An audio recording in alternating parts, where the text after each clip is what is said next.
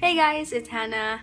I've been away from this channel for quite a long time, and the reason is I moved to Singapore and then I had my first semester of college. It was only 3 months and I was struggling to adjust with the school and the pacing of the school and just being in college. College system of grading and assignments are very different from high school, and so I didn't really prioritize making videos over adjusting and really putting my best effort into the semester.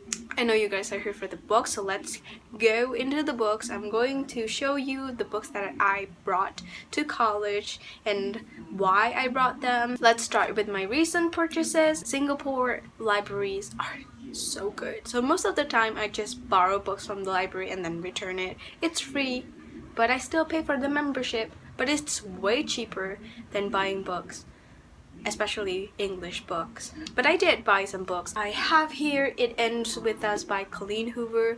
I bought this right after it was released. I read this and boy, did it make me cry. Of course, Colleen Hoover's book always makes me cry. She's just one of my author by authors, so I couldn't wait until the library buys it. That's why I bought it.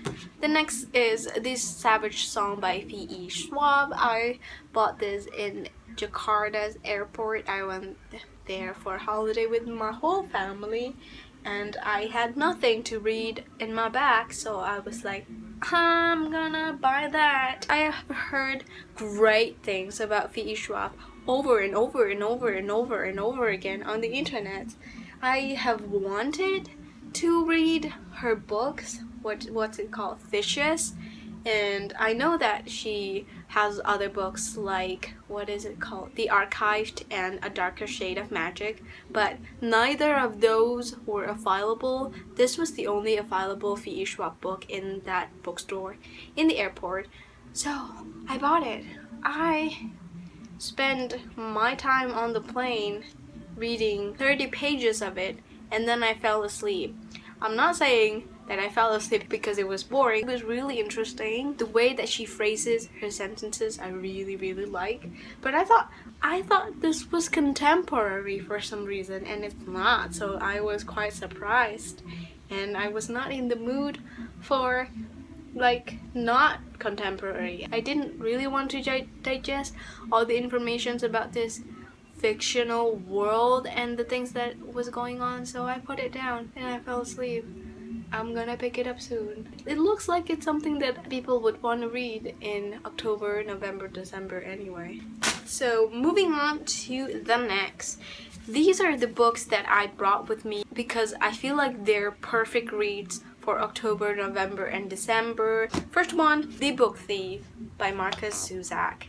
I've had this book for 2 years. I just find it really hard to get into the writing or the way that the book is written. It takes time to digest the book. I read about 10 pages of it and then I put it down. I was like, I'm not feeling it. And then I read 10 pages of it again and then I was like, why is it so hard to understand what he's saying? And then I read 20 pages of it and then I was starting to get used to it. The other thing that I want to read is Six of Crows by Leigh Bardugo. I've had this book for quite a while now, not very long though, and I've heard good things about the book.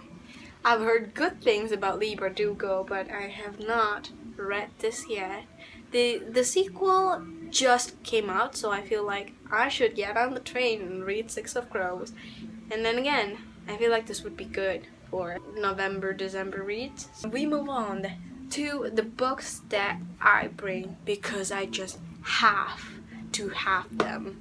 These are my ultimate to-go for rereads. I just love rereading them. Rainbow Rowell is such a good writer. It's so heartwarming. That's why I have it. Similar thing with this book. I like reliving the feeling of reading John Green's brilliant writing. So I have them. I even took care of them and put covers on them because I don't want to ruin them. The next category is my non-fiction. I have here I Am Malala by Malala Yousafzai. I have read and heard of her and watched her on the internet. She teaches me to be grateful for what I have, especially having education, the freedom of not having to fear for my life. The other non-fiction book is Dreamcatcher by Alanda Karizan. I need to have it wherever I go for a long term. This book really hit me in a way that it made me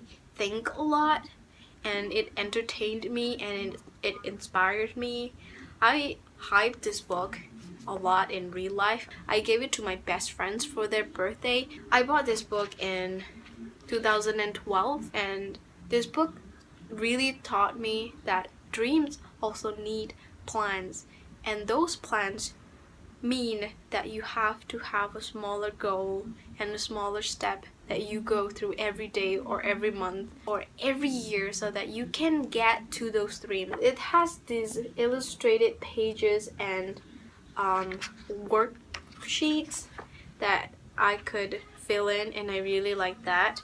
It's funny because I reread this every single year, and I find myself recognizing more of the people that she quotes, the movies, the speeches, and I really like that because it shows me that I have been consuming the right information. Yeah, I want this book to be with me because it reminds me time and again what my dream is, that I should not be lazy and keep putting my best effort to make it come true.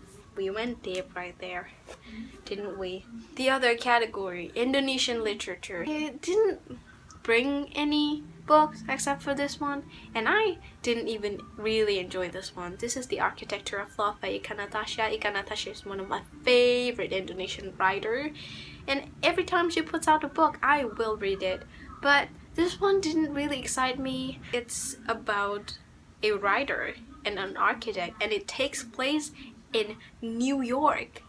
I should be excited about that. I read this when I moved to Singapore, so I was rushing to the airport. I was rushing to get my stuff settled in, and I was just busy, so that probably affects the way that I read this. I think I will give it another go.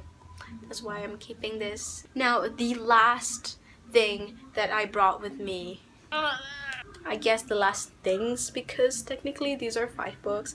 These are the 5 books of the Harry Potter series, starting from Harry Potter and the Prisoner of Azkaban to the last book, Harry Potter and Deathly Hallows. I didn't bring the first 2 books because I don't feel like rereading them. I want to be able to reread both of these and then continue with the rest of the series. Yes, I have not finished Harry Potter, and I brought this with me because I just know whether it's November or December, there will be a read-along for Harry Potter. These books are perfect for the winter. I don't have winter here, but if they want to do a readathon or read-along, I want to join. Did you notice I have new hair? It's not green, it's blue-gray, but people keep calling it green. I don't know why. In sunlight, it appears blue and gray, but in other lights, it appears green. Okay, for a thumbnail. Thank you so much, guys, for watching. Thank you so much for being here. If you want to talk to me, I have Twitter, Tumblr, and Instagram, all in the description down below. I'm more active on my personal account rather than my bookish account. College. I will see you in my next video, which hopefully will be more of a regular thing for me. Bye!